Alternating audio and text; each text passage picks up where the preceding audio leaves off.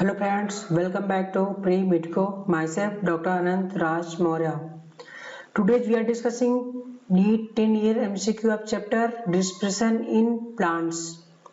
जैसे कि इस चैप्टर में ग्लाइकोलिसिस क्रेब साइकिल सबसे टफ टॉपिक बनते हैं, जो कि सबसे ज़्यादा क्वेश्चन इन्हीं 2 पॉइंट से आते हैं। और कितना भी आप लोग याद करते हो, कितना भी लर्निंग करते हो, बट कहीं ना कहीं कन्फ्यूजन हो जाता है, क्योंकि आप लोग इस साइकिल्स को रटते हो। आप इस साइकिल को रटने के स्थान पर आप समझना शुरू कर दो, आप कभी नहीं भूलोगे।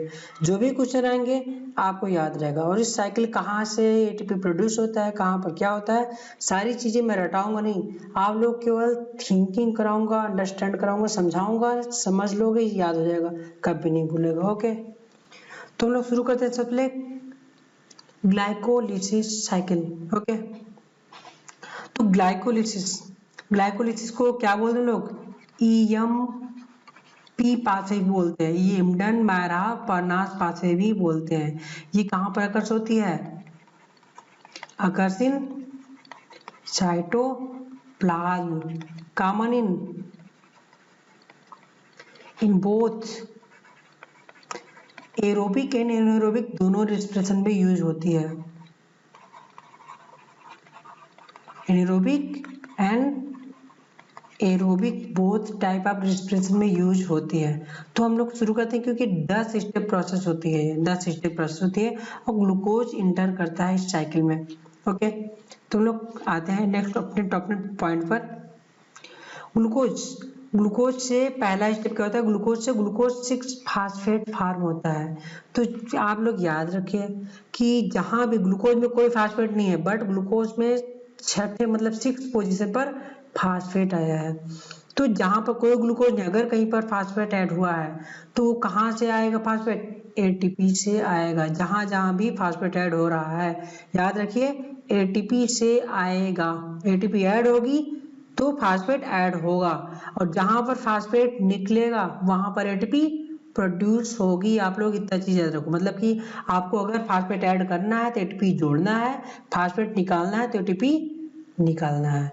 ओके, तो आपको सारे पोजीशन आप देख करके, नेम देख कर बता सकते हो कहाँ से एटीपी निकल रही है, कहाँ से ऐड हो रही है। मैं दिखाता हूँ। पहले पोजीशन ग्लूकोज से ग्लूकोज 6 फास्फेट, 1 फास्फेट इंटर किया है, एक एटीपी यूज हुई। Next position fructose 6 phosphate to fructose 6 position पर फास्फेट था, यहाँ पर क्या है? फर्स्ट पोजीशन पर भी फास्फेट आ गया है। तो एक फास्फेट ऐड हुआ है, ऐड कैसे होगा? एटीपी से ऐड होगा, जैसा कि मैंने बताया। दूसरा पॉइंट ये रहा। तीसरा पॉइंट, एटीपी यहाँ दिख रही है, 1,3 बाईफास्फोग्लिसरिक एसिड से 3 फास्फोग्लिसरिक एसिड कन्वर्ट हुआ है।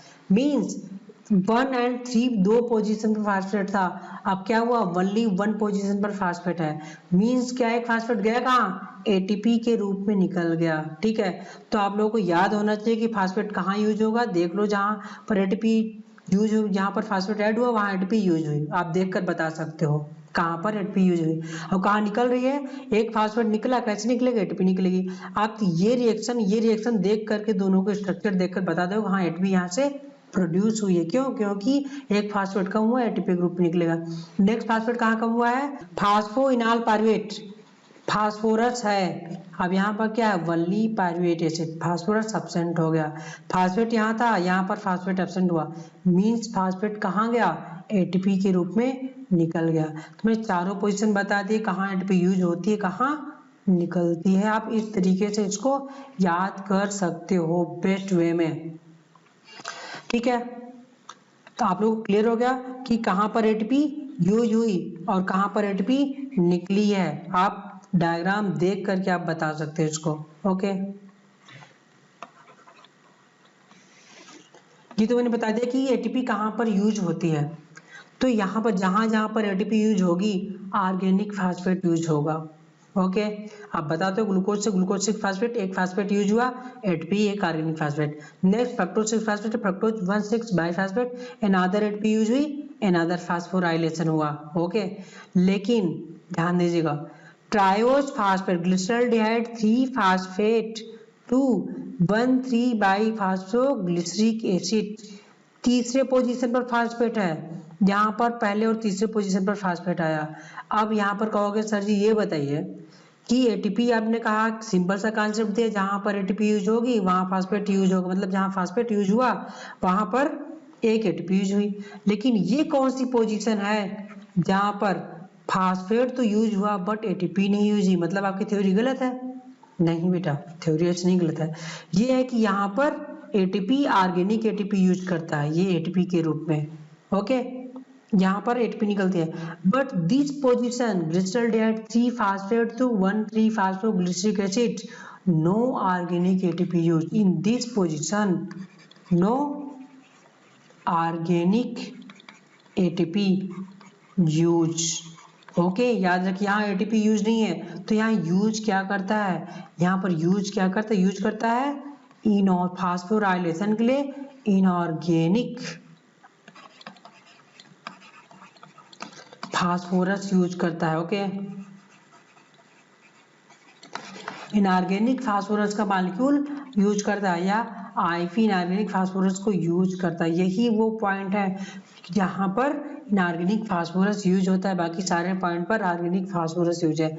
ये आपको याद रखना पड़ेगा, आप देख करके बता सकते हो कहाँ पर इनऑर्गेनिक फास्फोरस है, कहाँ पर इनऑर्गेनिक फास्फोरस है। ये आपको सीखने का क्वेश्चन है। ओके, अदर पोजिशन पर यहाँ पर organic phosphorus but glyceraldehyde 3 phosphate to 1 3 phosphoglyceric acid, phosphorylation हुआ विदाउट एटीपी इन्वॉल्वमेंट। जब एटीपी नहीं इन्वॉल्व होगा तो क्या होगा, इनऑर्गेनिक फास्फेट यूज होगी। ये एनसीईआरटी में दिया हुआ है लाइन कि इनऑर्गेनिक फास्फेट यूज कहाँ पर हो रहा है, ग्लिसरॉल्डेहाइड 3 फास्फेट टू 1 3 फास्फोग्लिसरिक एसिड। आपको रटना पड़ता है, रटना नहीं, मैं बताया हूँ कि आपको रटना नहीं है, ग्लाइकोलिसिस आपको बिल्कुल रटना नहीं है। जैसे मैं समझा रहा हूँ बस आप थिंकिंग कर लेना, नहीं भूलेगा, रटना नहीं पड़ेगा आपको। क्वेश्चन देख कर आप आंसर निकाल ले जाओगे इसका। तो क्वेश्चन देगा inorganic phosphate which place use, आप बता ले जाओगे, ये पोजीशन है। ओके, बाकी सारे पोजीशन पर ऑर्गेनिक फास्फेट यूज है। ये हो गया फास्फोराइलेशन के लिए। ओके ओके, नेक्स्ट क्वेश्चन है एंजाइम्स का। एंजाइम, जहां जहां पर एटीपी यूज होगी वहां पर कौन सा एंजाइम यूज होता है, काइनेज। एटीपी जहां पर यूज होगी एंजाइम काइनेज एक एंजाइम यूज किया जाता है, मतलब मीन्स एटीपी चाहे निकले चाहे यूज हो वहां काइनेज एंजाइम यूज होगा। मीन्स यहाँ भी काइनेज रहेगा, यहाँ इस प्लेस पर भी काइनेज रहेगा, यहाँ भी काइनेज रहेगा, ये भी काइनेज, ये भी काइनेज, 4 पॉइंट पर हमारा काइनेज एंजाइम यूज होगा। नेक्स्ट पॉइंट में आपको बताने जा रहा हूं कि जहां पर भी एटीपी, या तो एटीपी यूज होगी, एटीपी यूज आर प्रोड्यूस, कौन सा एंजाइम इन्वॉल्व होता है, काइनेज, याद रखिए। ओके, काइनेज एंजाइम जहां एटीपी यूज होगी या प्रोड्यूस होगी काइनेज एंजाइम यूज होगा। ओके, तो पहला पॉइंट, ग्लूकोज से ग्लूकोज 6 फास्फेट के बीच में एक एटीपी यूज, एंजाइम कौन सा, hexokinase, this is kinase. Another point, glucose fructose 6 phosphate to fructose 1 6 phosphate, ATP use, phosphofructokinase,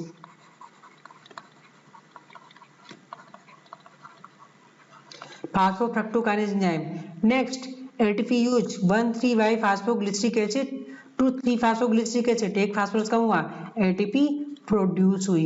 enzyme कौन सा यूज होगा, by phosphoglycerate kinase, phosphoglycerate kinase बोल सकते हो। Okay,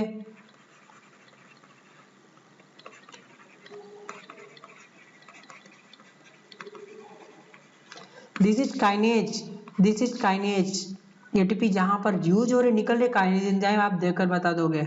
next question, phosphoenol pyruvate to pyruvic acid, एक ATP produce हुई, कौन सा enzyme, pyruvate kinase. Means enzyme याद करने का तरीका है, एक तो काइनेज लगा दो, दूसरा जो प्रोडक्ट बन रहा है ये, ओके, जो सबस्ट्रेट है उसी को यूज कर दिया गया है। ठीक है, pyruvate kinase, phosphoglycerate kinase, okay, fructose बना फ्रक्टोकाइनेज, एंड 6 कार्बन का हेक्सोकाइनेज, सारे काइनेज हो गए हमारे। Okay, clear. अब आप बता ले जाओगे काइनेज कहाँ यूज करेंगे, कौन सा एंजाइम कहाँ यूज होगा, ये आप बता ले जाओगे। ओके, नेक्स्ट, अब जहां पर NADH2 प्रोड्यूस होता है, NADH2 जहां प्रोड्यूस होगा वहां एंजाइम डिहाइड्रोजिनेज एंजाइम यूज होता है।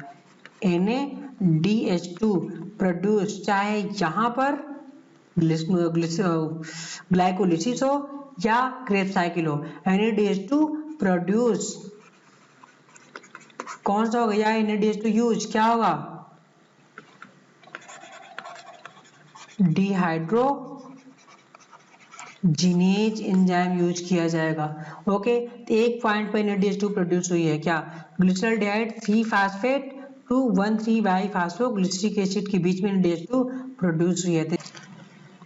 देन नाउ जहां पर NADH2 प्रोड्यूस होगा, यूज होगा, क्या एंजाइम होगा, डिहाइड्रोजिनेज। मैंने बताया एंजाइम क्या होगा, glyceraldehyde 3 phosphate dehydrogenase. Okay,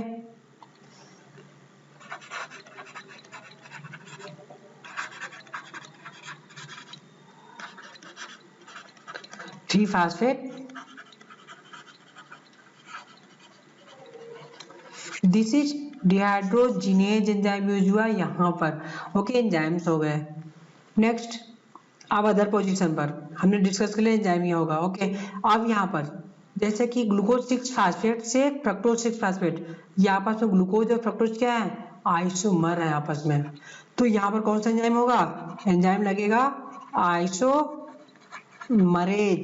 okay, याद रखिए ग्लूकोज 6 फास्फेट से फ्रक्टोज से आपस में आइसोमर है, तो आइसोमरेज एंजाइम यूज हो गया। ओके, नेक्स्ट एंजाइम कहाँ यूज हुआ है, फ्रक्टोज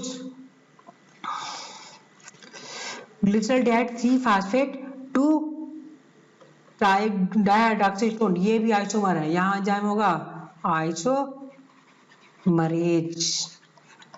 ओके, एंजाइम आइसोमरेज हो जाएगा। ओके, फ्रक्टोज 1,6-बाइफास्फेट से ग्लिसरॉल्डिहाइड 3 फास्फेट, 6 कार्बन से 3 कार्बन कन्वर्ट हुआ, मीन्स ब्रेकिंग हुई, ये 2 मॉलिक्यूल बना, ये एक मॉलिक्यूल से। तो यहाँ पर एंजाइम कौन सा यूज हुआ, एल्डोलेज।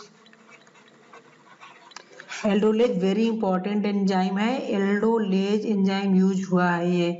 ओके, एल्डोलेज एंजाइम कहाँ, फ्रक्टोज 1,6-बाइफास्फेट टू ग्लिसरॉल्डिहाइड 3 फास्फेट में एल्डोलेज एंजाइम यूज होगा, आपको याद करना पड़ेगा, यही याद करना पड़ेगा। ओके, बस ये डिफरेंट एंजाइम एल्डोलेज कहाँ यूज होगा, फ्रक्टोज 1,6-बाइफास्फेट to glyceraldehyde 3 phosphate aldolase enzyme. Okay, next position, next point,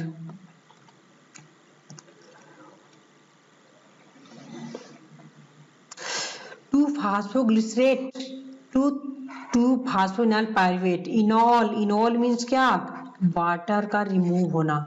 जब वाटर रिमूव होगा, ये वाटर रिमूव हुआ है, तो एंजाइम कौन से यहाँ पर हो जाता है, इनोलेज एंजाइम यूज हो जाएगा। This is known as enolase enzyme यहाँ पर यूज हो जाएगा। Okay, enolase enzyme, water remove हुआ है ये। Okay, enolase enzyme. Okay, enzyme portion हमारा कवर हो गया है। अब हम इस साइकिल को कंप्लीटली शुरुआत से डिस्कस कर लेते हैं, साहब हमने लिख दिया है ये। ओके, तो हम लोग अपने मेन पॉइंट पर आते हैं जहां से इसके क्वेश्चंस आएंगे, कैसे हम लोग याद करेंगे इसको। ओके, तो फर्स्ट स्टेप, ग्लूकोज से ग्लूकोज 6 फास्फेट, मैंने बताया ग्लूकोज से ग्लूकोज 6 फास्फेट, पहले स्टेप में क्या होगा, एक फास्फोरस आया, एटीपी यूज हुई, ATP use enzyme hexokinase enzyme. Okay, next step, glucose 6 phosphate से ग्लूकोज फ्रक्टोज 6 फास्फेट, ये आइसोमर हुआ, ग्लूकोज से फ्रक्टोज चेंज हुआ, आइसोमर हुआ, आइसोमर है, आइसोमरेज एंजाइम यूज कर लिया। ओके, फ्रक्टोज 6 फास्फेट से फ्रक्टोज 1,6-20 फास्फेट में कन्वर्ट होता है, फ्रक्टोज 1,6 से फ्रक्टोज 6 से फ्रक्टोज 1,6-20 फास्फेट कन्वर्ट हुआ, एक फास्फोरस और आया, एक एटीपी यूज हुई, enzyme phosphofructokinase. Okay, this enzyme rate limiting enzyme,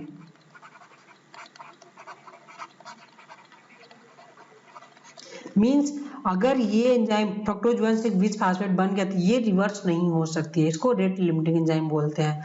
okay, fructose 1,6-20 phosphate से ग्लिसरॉल्डिहाइड 3 फास्फेट मींस ब्रेकिंग हो गई है, ब्रेकिंग हो गई एंजाइम एल्डोलेज यूज हो गया।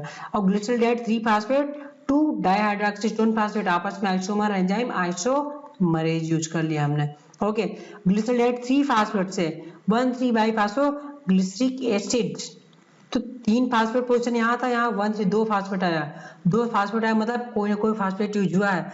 यहाँ पर ये वो पोजीशन जहाँ पर इनऑर्गेनिक फास्फेट यूज होता है, ये इनऑर्गेनिक फास्फेट यूज होता है। मैं बता चुका हूँ कि इस पोजीशन पर क्या होगा, इनऑर्गेनिक फास्फोरस यूज होता है। ओके, किस पोजीशन पर, ग्लिसराइड 3 फास्फेट टू 1,3 बाइफास्फोग्लिसरिक एसिड में।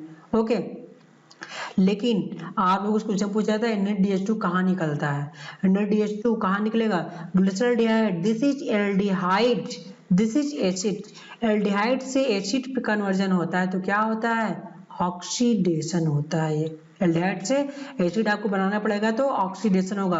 क्यों, ग्लिसरिक एसिड है, ये एल्डिहाइड है। तो जब ऑक्सीडेशन होगा तो ऑक्सीडेशन क्या होता है, या तो निगेटिव पोर्शन जुड़े या तो पॉजिटिव निकले, या ऑक्सीजन जुड़े या हाइड्रोजन निकले। यहाँ पर क्या है, Na+ है बट यहाँ NADH2 निकल रहा है, तो यहाँ क्या हो रहा है, हाइड्रोजन रिमूव हो रहा है, पॉजिटिव पोर्शन रिमूव हो रहा है।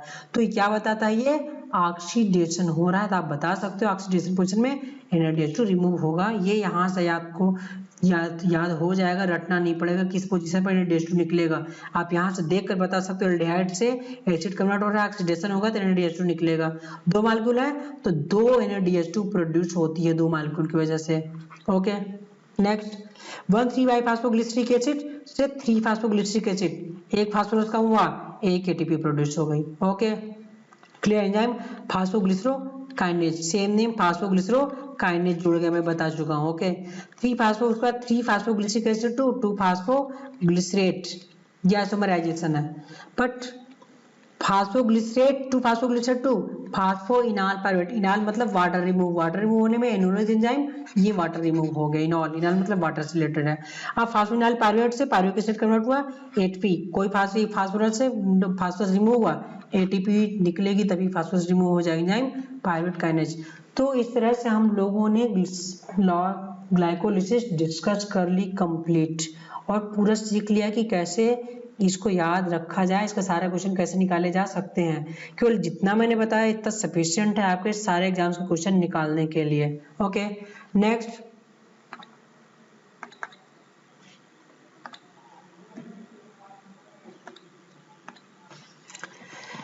साइकिल इज क्रेब्स साइकिल, क्या बोलते हैं इसको, TCA cycle, try carboxylic acid cycle भी बोला जाता है ये, ठीक है। तो इसमें क्या है, पायरुविक एसिड से क्या होगा, ये एसिटिल कोएंजाइम A में कन्वर्ट होता है, pyruvic acid to acetyl coenzyme A, acetyl coenzyme में कन्वर्ट होगा तो क्या होगा, ये 3 carbon compound, this is 2 carbon compound, 2C means 3C 2C carbon compound. जब 2 कार्बन कंपाउंड होगा मींस 3 कार्बन से 2 कार्बन कंपाउंड हुआ तो एक CO2 रिमूव हुई है, रिमूव होगी। ओके, एक NADH2 पायरुवेट से एसिटिल कोएंजाइम A बना, इसमें एक NADH2 प्रोड्यूस होती है ये। Okay, clear. जब NADH2 प्रोड्यूस होगी तो एंजाइम क्या, डिहाइड्रोजिनेज, मैं बताऊं डिहाइड्रोजिनेज एंजाइम क्या होगा, पायरुवेट नेम, पायरुवेट डिहाइड्रोजिनेज। आप लोग सीख लो कि नेम के साथ डिहाइड्रोजिनेज जोड़ दो, NADH2 निकल जाएगी, कोई दिक्कत नहीं। Okay, clear. अब एसिटिल कोएंजाइम ये बन गया। अब एसिटिल कोएंजाइम A किस में जाएगी, Krebs cycle occurs in matrix of mitochondria में हो गया है। Okay, acetyl coenzyme oxaloacetic acid के साथ ये इंटर करेगी मैट्रिक्स में, मैट्रिक्स इंटर करेगी ऑक्जेलोएसिटिक एसिड 4 कार्बन कंपाउंड, ये 2 carbon compound, total 6 carbon compound बन गया। ये this is barrier for carbon दिखाने के लिए है। Okay, this is showing 6 carbon. Citrate enzyme, citrate form हुआ है ना, तो एंजाइम क्या लगेगा, एंजाइम लग जाएगा साइट्रेट सिंथेटेज, साइट्रेट की सिंथेस हुई, साइट्रेट सिंथेटेज हो जाएगा, सिंथेज। ओके, अब साइट्रेट से आइसोसाइट्रेट बना, साइट्रेट से आइसोसाइट्रेट एंजाइम C से कोनिटेट या एकोनिटेज एंजाइम यहाँ पर यूज हो जाएगा, this is enzyme aconitase enzyme. Okay, अब isocitrate, this is also 6 carbon compound. Okay, अब आइसोसाइट्रेट से क्या कन्वर्जन हुआ, alpha ketoglutaric acid, this is 5 carbon compound. जब ये 5 कार्बन कंपाउंड हुआ, 5 carbon compound, 6 carbon compound, 6 carbon compound. Okay, तो 6 carbon compound से 5 कार्बन कंपाउंड में चेंज हुआ तो क्या होगा, 6 से 5 होते एक CO2 प्रोड्यूस हुई, एक CO2 प्रोड्यूस हुई और एक NADH2 भी हमारा निकलता है। जब NADH2 निकलेगा तो एंजाइम डिहाइड्रोजिनेज, डिहाइड्रोजिनेज कौन सा एंजाइम, आइसोसाइट्रेट डिहाइड्रोजिनेज, नेम के अनुसार आइसोसाइट्रेट डिहाइड्रोजिनेज एंजाइम हो जाएगा। Okay, now alpha ketoglutarate 5 carbon से किस में कन्वर्ट हुआ, सक्सिनिल कोएंजाइम में 4 कार्बन में कन्वर्ट हो जाएगा। जब ये 4 कार्बन में कन्वर्ट होगा तो फिर एक CO2 रिमूव होगी। Okay, this is 5 carbon stage means एक CO2 ये रिमूव हुई। जब CO2 रिमूव हुई तो एक NADH2 भी रिमूव हो जाएगी है। ओके, एक NADH2 रिमूव होगी तो एंजाइम वही पुराना डिहाइड्रोजिनेज, एंजाइम डिहाइड्रोजिनेज, जब एंजाइम डिहाइड्रोजिनेज हो जाएगा, कौन सा एंजाइम डिहाइड्रोजिनेज, नेम के अनुसार alpha keto glutarate dehydrogenase enzyme. Okay, आपको रटना नहीं एंजाइम का नाम, नेम के अनुसार मैंने बताया ना, DH2 जहां रहेगा डिहाइड्रोजिनेज लगेगा तो ये alpha keto glutarate dehydrogenase. Okay, next succinyl coenzyme है, सक्सिनिल कोएंजाइम है 4 कार्बन से, सक्सिनेट ये भी 4 कार्बन, कोई CO2 रिवाल नहीं होगा। लेकिन this is point where substrate level phosphorylation occurs.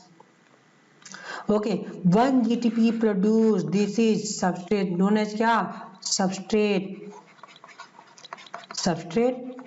Level phosphorylation, direct ATP यहाँ से प्रोड्यूस होगी GTP के रूप में। ओके, मीन किसी किसी बीच में, सक्सिनिल कोएंजाइम है तो सक्सिनेट के बीच में। एंजाइम क्या हो जाएगा, जब ATP प्रोड्यूस होती है तो मैंने एंजाइम बताया था, याद होगा आप लोगों को कि क्या सबसे पहला क्या लिखेंगे हम लोग, काइनेज लिखेंगे एंजाइम, सक्सिनेट का थायोकाइनेज का ATP प्रोड्यूस हुई तो काइनेज एंजाइम लिखे। कौन सा काइनेज एंजाइम, सक्सिनेट थायोकाइनेज, क्योंकि कोए है ना, सल्फर है, सल्फर की वजह से सक्सिनेट थायोकाइनेज एंजाइम हो जाएगा। यहाँ पर ये एंजाइम यहाँ वर्क करेगा। Okay, clear. Next succinate 4 carbon से, फ्यूनेट 4 कार्बन कन्वर्ट हुआ, कोई CO2 नहीं निकलेगा, बट इस पोजीशन पर एक FADH2 प्रोड्यूस होता है, किसके में, succinate to fumarate. Enzyme FADH2 NADH2 dehydrogenase, नाम क्या, succinate dehydrogenate. This is a only enzyme present in all enzyme of Krebs cycle present in matrix of mitochondria, but succinate dehydrogenase matrix mitochondria में नहीं पाया जाता है ये। Okay, option 3 matrix में नहीं पाया जाएगा। ओके, फ्यूमरेट से मैलेट प्रोड्यूस हो गया, एंजाइम कौन सा लगेगा, फ्यूमरेज एंजाइम। ओके, मैलेट से ऑक्जेलोएसीटेट एंजाइम, एक NADH2 प्रोड्यूस हुआ, 4 कार्बन, डिहाइड्रोजिनेज एंजाइम कौन सा, मैलेट डिहाइड्रोजिनेज, नेम के अनुसार मैलेट डिहाइड्रोजिनेज एंजाइम हो जाएगा। क्लियर, ये पूरी क्रेब्स साइकिल हमने आपसे डिस्कस कर ली। Okay, clear. नेक्स्ट यहाँ पर आपको ध्यान देना है, क्रेब्स साइकिल जब एक बार क्रेब्स साइकिल चलती है तो एक पाइरुवेट यूज हुआ, ठीक, तो हमारे पास 2 पाइरुवेट होते हैं, एक पाइरुवेट यूज होता है तो एक NADH2 कहाँ पर ही है, इसको इस पोजीशन क्या बोलते हैं, ऑक्सीडेटिव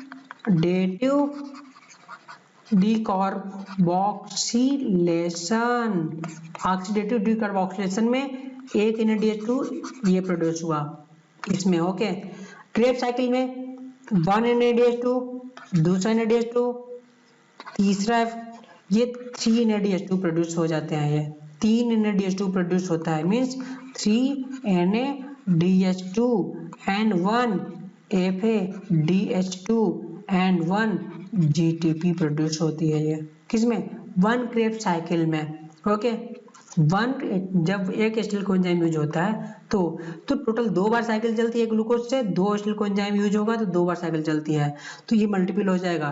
तो एक बार में कितनी एटीपी प्रोड्यूस हुई?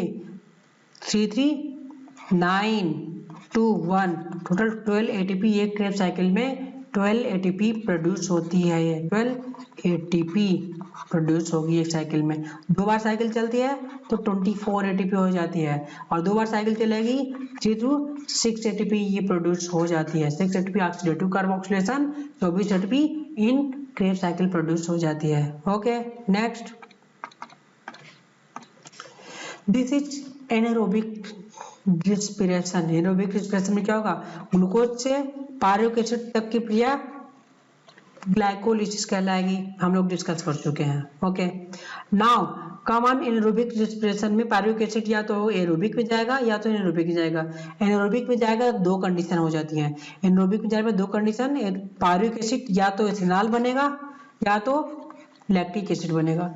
जब इथेनॉल बनता है तो 2 एंजाइम पार्टिसिपेट करते हैं, NADH2 यूज होती है, NADH2 दोनों में यूज है। ये एनारोबिक रिस्पिरेशन में NADH2 यूज हुई है। ओके, बट एंजाइम एल्को, इसको क्या बोलते हैं?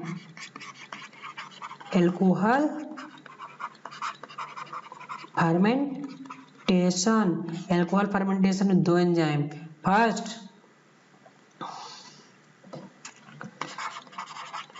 Pyruvic acid, pyruvic acid decarboxylase. Okay, pyruvic acid decarboxylase, and second alcohol हुआ, एल्कोहल NADH2 है ना, तो डिहाइड्रोजनेज। क्यों? क्योंकि carbon, pyruvic acid 3 carbon compound, alcohol 2 carbon compound, so एक CO2 इवाल हुई, ये CO2 इवाल हुई, इसलिए ये डीकार्बोक्सिलेज एंजाइम यूज हुआ। Okay, clear? डीकार्बोक्सिलेज क्यों हुआ? ये CO2 इवाल होने की वजह से पायरुविक एसिड डीकार्बोक्सिलेज। एक NADH2 यूज हुआ तो डिहाइड्रोजनेज एंजाइम। एंजाइम याद करना वेरी सिंपल, कि एल्कोहल फर्मेंटेशन में pyruvic acid decarboxylase, alcohol dehydrogenase use होगा। जबकि while in lactic acid fermentation, this is known as lactic acid fermentation. Okay, ये 3 कार्बन 3 कार्बन, सो कोई CO2 इवाल्व नहीं होगा। जब CO2 इवाल्व नहीं होगा तो डीकार्बोक्सिलेज इवाल्व एंजाइम यूज नहीं होगा। एंजाइम क्या होगा? NADH2 यूज हुआ ना, एंजाइम डिहाइड्रोजिनेज। डिहाइड्रोजिनेज कौन सा enzyme? Dehydrase, lactate, lactate dehydrogenase enzyme use हो जाएगा। Okay, clear? तो एल्कोहल फर्मेंटेशन कौन करता है? ये ईस्ट करता है। ईस्ट एल्कोहल फर्मेंटेशन करेगा, और एल्कोहल फर्मेंटेशन ईस्ट डेथ कब हो जाती है? जब एल्कोहल कंसंट्रेशन 13% से ज्यादा हो जाएगा तो एल्कोहल खुद डेथ हो जाती है ये। ओके, तो एल्कोहल फर्मेंटेशन में लेस देन 7% एनर्जी इवाल्व होती है, बट कोई भी एनर्जी हाई एटीपी बांड में नहीं फॉर्मेशन हो पाती है, ट्रैप नहीं की जाती है। Okay, next all enzyme are found in mitochondrial matrix except succinate dehydrogenase. मैं सक्सिनेट डिहाइड्रोजनेज बताया कि मैट्रिक्स में नहीं पाया जाता है। ये कहाँ पाया जाता है? इनर माइटोकॉन्ड्रियल में। Very important point, succinate dehydrogenase found in inner mitochondrial membrane में पाया जाएगा। Okay, clear? In product of cycle CO2 and H2O होता है ये। ओके, एरोबिक रिस्पिरेशन का जो इन प्रोडक्ट होगा CO2 एंड H2O होगा। ओके, तो एनर्जेटिक्स हम लोग देखेंगे। एनर्जेटिक्स जो कि वेरी इंपॉर्टेंट आता है कि एनर्जेटिक्स कहाँ से क्या हो रहा है, आप लोग कंफ्यूज रहते हो। मैं glycolysis and Krebs cycle both को यहाँ पर रखा हूँ आपको एनर्जेटिक डिस्कस करने के लिए। क्लियर? ये पॉइंट याद रखिए, कहाँ पाया जाएगा? इनर माइटोकॉन्ड्रियल मेम्ब्रेन, बाकी सब मैट्रिक्स पाया जाएंगे। ओके, तो ग्लूकोज से ग्लाइकोलिसिस में ग्लूकोज से पायरुवेट बनता है, दो मॉलिक्यूल पायरुविक एसिड बनेगा। तो ग्लाइकोलिसिस में ये 2 एटीपी प्रोड्यूस होती है, 2 NADH2, ये मतलब 2 मॉलिक्यूल है तो 2 NADH2 प्रोड्यूस हुई, 2 NADH2 ये आई, और 2 एटीपी कहाँ से प्रोड्यूस हो रही है? ये 1 ATP 2 ATP use and this is 4 ATP produce, 2 ATP use and 4 ATP produce, net gain 2 ATP का नेट गेन हुआ, this is 2 ATP net gain. Okay, तो net gain NADH2 6 ATP produce होगा, 6 और 2 8 ATP from glycolysis. Okay, clear? कैसा आया मैंने आपको दिखा दिया कहाँ से आ गया, यहाँ से आप लोग देख सकते हो इसको। Okay, 8 ATP come from glycolysis. Okay, clear?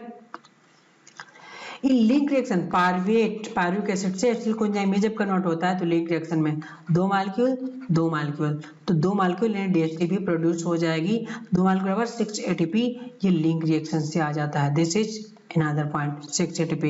Okay, acetyl coenzyme 2 molecule है, एक एसिटिल कोएंजाइम जब इंटर करता है क्रेब्स साइकिल में तो एक GTP, एक FeDH2 and 3 NADH2 means this point, this is the GTP and this is FeDH2 and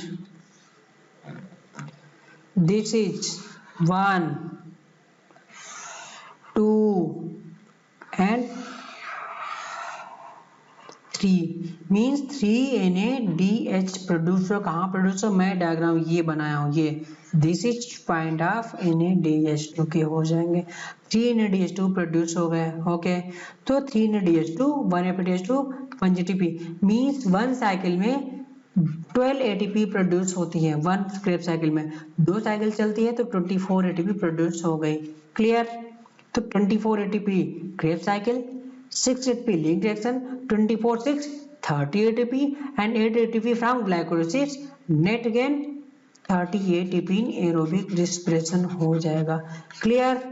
this is the net energetics of respiration। Okay, मैं ज्यूम करता हूँ, मैं आशा कर सकता हूँ आप लोगों से कि आप लोग क्रेब्स साइकिल और ग्लाइकोलिसिस अच्छे से समझ गए होंगे, आपको रटना नहीं पड़ेगा, बट आप लोग बार बार ध्यान देंगे तो आपको अभी रटना नहीं पड़ेगा। नेक्स्ट,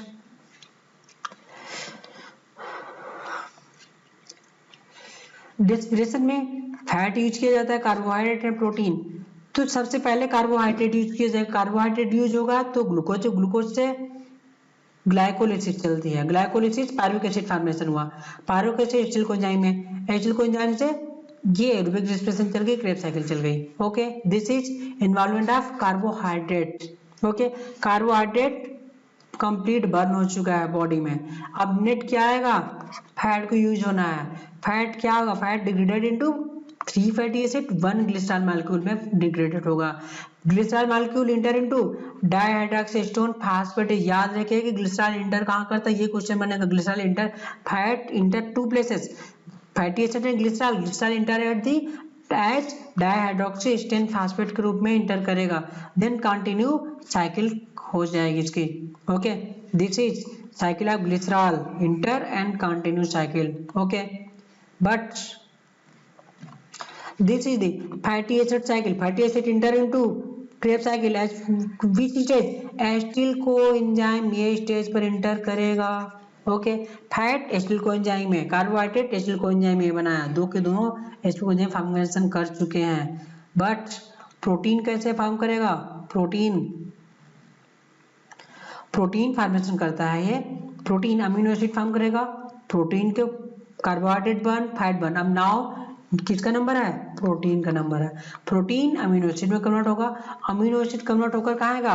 पायरुविक एसिड में कन्वर्ट हो जाएगा। ये प्रोटीन रेस्पिरेटरी पाथवे में कहाँ इंटर करता है? At the level of pyruvic acid. ये मोस्ट इंपॉर्टेंट पॉइंट है। एसिटिल कोएंजाइम पर फैट इंटर करेगा, ग्लिसरॉल्डिहाइड पर, डाइहाइड्रोक्सीस्टोन पर ग्लिसरॉल इंटर करेगा, एंड प्रोटीन पायरुविक एसिड पर इंटर करता है। ये वेरी इंपॉर्टेंट पॉइंट है, इसको आप लोगों को याद करना है। क्वेश्चन यही से बनेगा कि protein enter into respiratory pathway at site pyruvic acid, fat enter into respiratory pathway at site acetyl coenzyme A, okay, and dihydroxyacetone phosphate. Clear.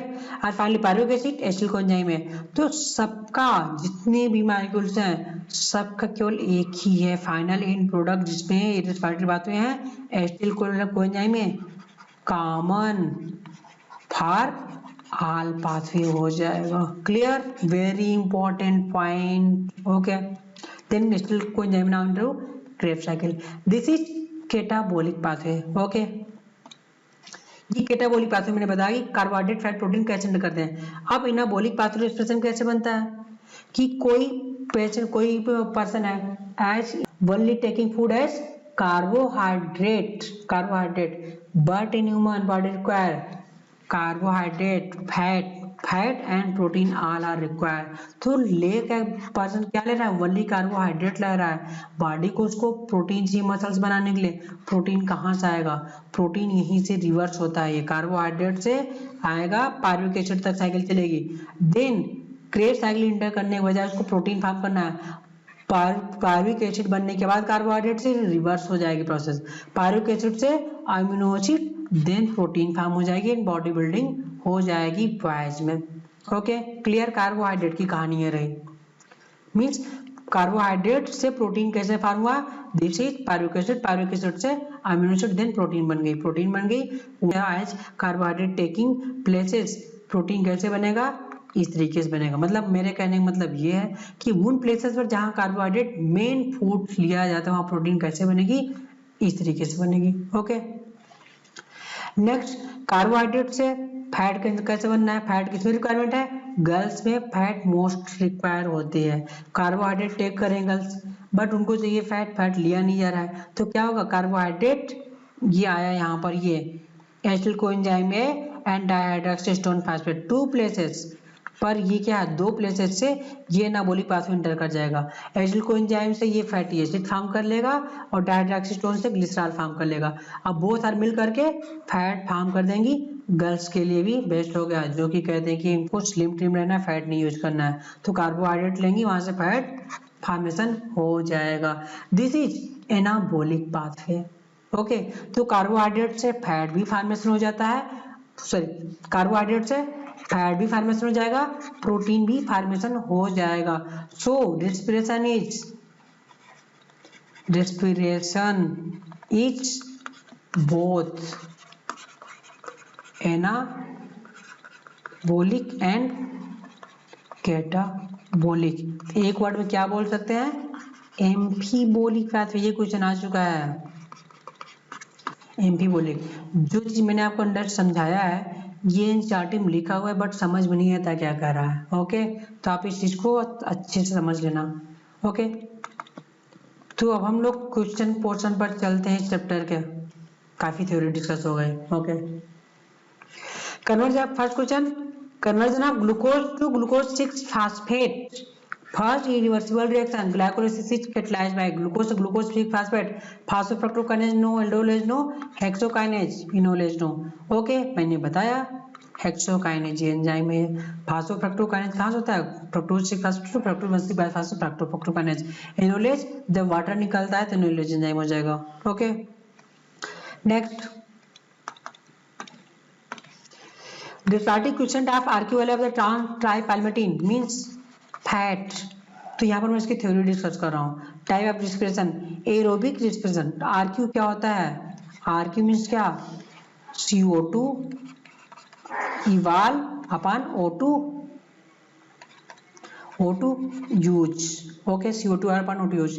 तो फैट के लिए आरक्यू वैल्यू क्या हो जाएगी, एरोबिक विथ ग्लूकोज सब्सट्रेट रहेगा तो 6 CO2 6 O2 use 1, carbohydrate के लिए 1, एनारोबिक के लिए anaerobic respiration with carbohydrate O2 absent infinity, means CO2 तो होगा बट O2 जीरो हो जाएगा, then infinity. Very important, anaerobic के लिए क्या हो जाएगा, इन्फिनिटी हो जाएगी।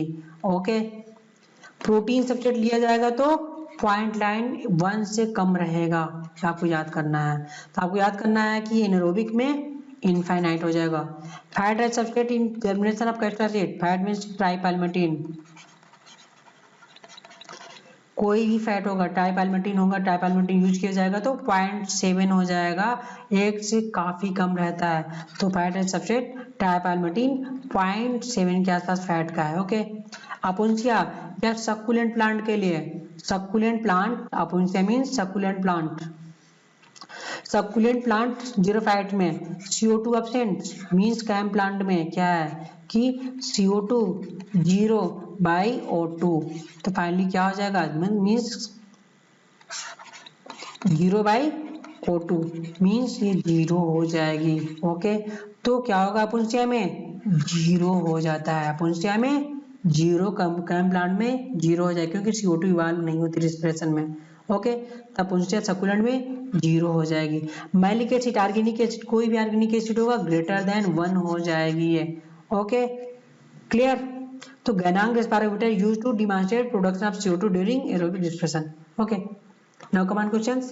Respiratory question, RQ value of tripalmitin, this is fat, तो RQ वैल्यू लेस देन 1, काफी लेस देन 1 हो जाएगा, तो 0.09, this is for protein 0.7, yes protein fat के लिए 0.7 हो जाएगा, this is no. So answer of this question is 0.7, tripalmitin के लिए क्या हो जाएगा 0.7 होगा। Next, where the respiratory electron transport system ETS located in the plant, ETS कहाँ लोकेटेड होता है, माइटोकॉन्ड्रियल मैट्रिक्स, नो, मैट्रिक्स में क्या चलती है क्रेब्स साइकिल चलती है। Outer mitochondrial membrane, no, inner mitochondrial membrane, yes, inner mitochondrial membrane दोनों एज क्रिस्टी, यहाँ पर ETS चलती है, ये इलेक्ट्रॉन ट्रांसपोर्ट सिस्टम चलता है। Inter membrane expose protein accumulate, okay, H+ accumulate होता है। So answer of this question is C। Next, what is the role of NAD+ in cellular respiration में, NAD+ क्या करता है, NAD+ फॉर्म क्या करता है, ये इलेक्ट्रॉन लेकर के H+ को लेकर के क्या फॉर्म करेगा NADH2 फॉर्म कर देता है। Function enzyme, no, function as electron carrier, yes, function as an electron carrier, this is correct.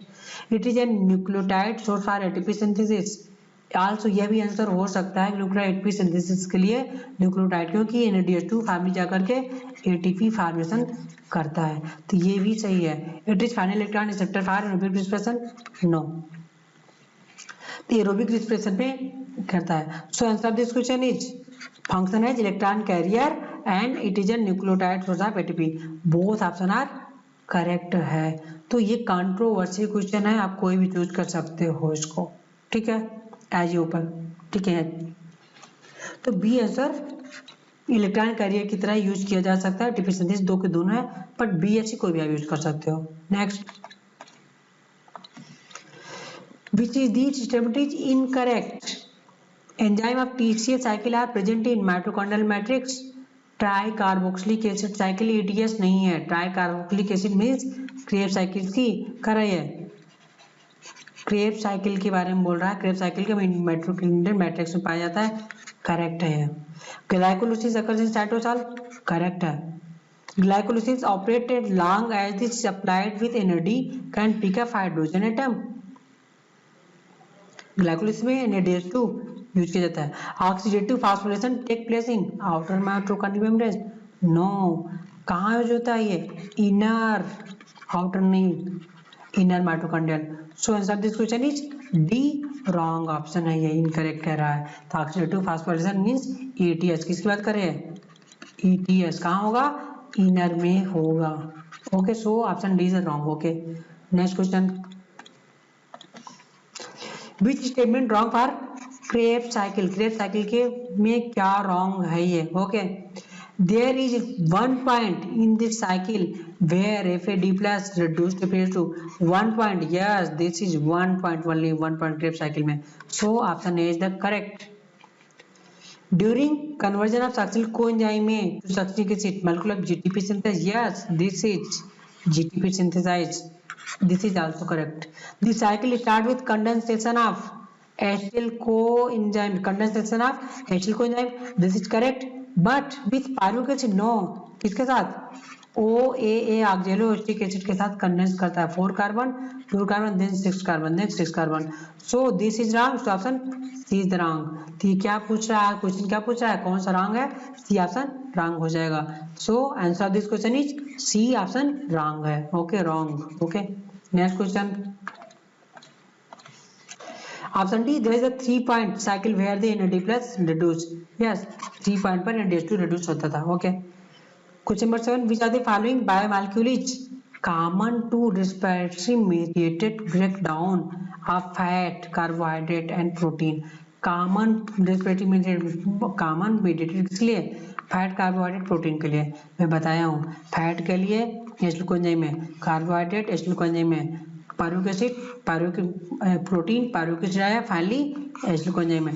Acetyl coenzyme में तीनों के लिए कॉमन हो जाता है। ओके तो डिस्प्रेशन मीडिएटेड के लिए कौन सा कॉमन है, glucose 6 phosphate no, fructose no, pyruvic acid no, acetyl coenzyme में कॉमन सबस्ट्रेट हो जाएगा तीनों के लिए। Okay clear. Next question, oxidative phosphorylation is formation of ATP by transfer of phosphate group from substrate to ADP. तो ATP कहाँ formation होगा, phosphate group from substrate to ADP substrate होगा तो एटीपी बनती है। Okay oxidation of phosphate group into ATP, phosphate group किसमें, ATP में oxidation होता है। Addition of phosphate group to ATP, oxidation of phosphate group to ATP, addition of phosphate group to ATP, no कोई option नहीं इसमें से। Next formation of ATP by energy released from electron removed during substrate, जब substrate का oxidation होता है जो energy release होती है वहां से एटीपी फॉर्म होती है, ये करेक्ट है। Okay but other option formation of ATP by transfer of phosphate group from substrate to ATP, substrate से एटीपी पे ट्रांसफर होगा इसलिए एटीपी बन जाएगा, नहीं एनर्जी आनी चाहिए, सो इसलिए रॉन्ग रहेगा। Oxidation of phosphate group into ATP, नहीं एनर्जी के प्रेजेंस में होगा इसलिए रॉन्ग है। एडिशन ऑफ, ये भी रॉन्ग है, मींस इलेक्ट्रॉन के प्रेजेंस में एनर्जी के रिलीज होगी सबस्ट्रेट का ऑक्सीडेशन के समय, सबस्ट्रेट का ऑक्सीडेशन होगा जो एनर्जी रिलीज होगी तब एटीपी फॉर्मेशन होगा। So option D is the correct, so option D is the correct oxidative phosphorylation. Okay next, cytochrome is found in, cytochrome used in किसमें, used in ETS electron transport system में use होगा। So cristae of mitochondria, yes cristae of mitochondria में पाया जाएगा। Lysosome no, matrix no, atom no, answer A is the correct. Okay next, which are the following process of CO2 not released, CO2 किसमें release नहीं होगी, aerobic respiration in plant, CO2 and O2 means CO2 plus H2O। Okay aerobic respiration animal CO2 plus H2O, alcoholic fermentation ठीक, ethanol plus CO2, lactate fermentation only lactic acid form होगा, no CO2। So answer of this question क्या होगा, lactate fermentation में CO2 नहीं release होगी, बाकी तीनों में CO2 रिलीज होगी। Okay clear. Next question, which are the metabolite is common to respiration mediated breakdown of fat, carbohydrate, protein। Common metabolite क्या होगा, फैट, कार्बोहाइड्रेट, प्रोटीन, ये 2 बार क्वेश्चन आ चुका है अभी। Pyruvic acid no, acetyl coenzyme में मैं show कर चुका हूँ, ग्लूकोज नो, फ्रक्टोज नो, तो एसिटिल कोएंजाइम में तीनों का कॉमन रेस्पिरेटरी मेटाबोलाइट हो जाता है। So answer is B, acetyl coenzyme में कॉमन हो जाएगा। Okay next question, 3 boxes in this diagram represent the 3 major biosynthetic pathway in aerobic, कौन सा, aerobic respiration. Aerobic respiration means क्या, 3 point glycolysis, Krebs cycle and ETS हो जाएंगे, net reactant product. Okay तो ये कह रहा है क्या, रिस्पिरेशन, एरोबिक रिस्पिरेशन में क्या, glycolysis, Krebs cycle and ETS तीनों पार्टिसिपेट करेंगे, नहीं तीनों की बात कर रहा है। तो ये ग्लूकोज कहाँ इंटर करता है, ग्लाइकोलिसिस में इंटर करता है, तो this is pathway is glycolysis pathway ये हो जाएगा, इंटर करेगा। अब ग्लाइकोलिसिस में क्या प्रोड्यूस होता है, एक एटीपी प्रोड्यूस होती है जो आउट हो जाती है साइकिल से, कोई रिलेशन नहीं उसका। ओके, देन एक पायरुविक एसिड प्रोड्यूस हो गई, ये second is pyruvic acid produce हुई, जो कि पायरुविक एसिड इंटर करती है, नेक्स्ट पाथवे इंटर करेगी। और NADH2 ये कहाँ जाएगी, फाइनली ETS में इंटर कर जाती है। क्लियर, ग्लाइकोलिसिस क्लियर हो गया। Okay, next pyruvic acid inter की पाथवे बी में, पाथवे बी में जब पायरुविक एसिड इंटर करता है तो पायरुविक एसिड एसिटिल कोएंजाइम के साथ इंटर करेगा। Pyruvic acid converted into acetyl coenzyme में acetyl coenzyme A plus OAA oxaloacetic acid के साथ मिल करके क्या बनाएगा, साइट्रिक एसिड बनाएगा। This is Krebs cycle, this is Krebs cycle, this is glycolysis. Krebs cycle के प्रोडक्ट क्या बनेंगे, एक GTP जो आउट हो जाएगा, GTP या ATP फॉर्म कर लेगा जो कि आउट हो जाएगा, दिस इज ATP। ओके, अब नेक्स्ट क्या बनेगा, एक बनेगा जो कि ETS में जाएगा, this is NADH2, this is FADH2, ये इंटर कर जाएगा। ठीक, this is ETS। Okay, then O2 अगर अदर चीज एंटर करेंगी, फाइनली क्या बनेगा, ये क्या बन जाएगा, दिस इज ATP फॉर्म हो जाएगी and this is CO2 plus H2O aerobic respiration का फॉर्मेशन हो जाएगा। तो 12 दिस प्लेसेस 4 मींस ATP, ये रहा ATP 4 8 ATP एंड 12 ATP। तो तीनों में कॉमन क्या है, H2O no common and H2O no common, FADH2 no common. तो H2O तीनों में नहीं बनता है ग्लाइकोलिसिस में, इसमें H2O नहीं बनेगा, H2 किस में बनेगा, ओनली ETS में बनेगा। एंड H2 इसमें बनेगा बट इसमें यूज हो जाएगा, सो this is not it. Okay, FADH2 बल्ली इसमें बनेगा, इसमें नहीं बनेगा, सो FADH2 नहीं हो सकता। ATP ग्लाइकोलिसिस में बनती है, क्रेब्स साइकिल में भी बनती है, और NADH2 FADH2 जो करके ETS से भी बनेगी। Okay, this is ATP। Okay, next in mitochondria proton accumulate in the outer membrane, no, inner membrane, no, matrix, no, intermembrane space में प्रोटॉन एक्यूमुलेट होता है। Okay, in mitochondria oxidative phosphorylation proton accumulate in intermembrane space, जबकि photosynthesis में क्या होता है, lumina थैलाक part accumulate होता है। So answer of this question is B, oh sorry C, intermembrane space. Next question, energy releasing metabolic process in which substrate is oxidized without an external electron acceptor। Energy releasing metabolic process जहाँ की बिना external electron acceptor के oxidise होगा। Glycolysis electron acceptor होते हैं, fermentation aerobic respiration इसमें भी external चाहिए होता है, फोटो रिस्पिरेशन कोई रिलेशन नहीं है, बट फर्मेंटेशन में ऑक्सीडेशन मेटाबॉलिक प्रोसेस का एनर्जी रिलीजिंग प्रोसेस होती है, बट ट्रैप नहीं हो पाती है, इलेक्ट्रॉन एक्सेप्टर में ट्रैप नहीं हो पाती है। So answer of this question is B, fermentation is oxidizing process without external electron acceptor, energy use होगी, रिलीज होगी, बट ट्रैप नहीं की जाती है fermentation. Okay, next, aerobic respiratory pathway appropriately termed as aerobic respiratory pathway parabolic, anabolic, catabolic नहीं, amphibolic, anabolic plus catabolic both होते हैं, एम्फीबोलिक हो जाएगी। ओके, नेक्स्ट, सो हम लोगों ने रेस्पिरेशन प्लांट को अल्टीमेट डिस्कस कर लिया, इसके सारे थ्योरी पोर्शन अल्टीमेट डिस्कस किए हैं। आप लोग इसको एक दो बार वीडियो अच्छे से थिंकिंग करते हुए समझ करके देख लीजिए, आपको कभी कोई क्वेश्चन गलत नहीं होगा, मिस्टेक नहीं होगा। ओके, तो प्लीज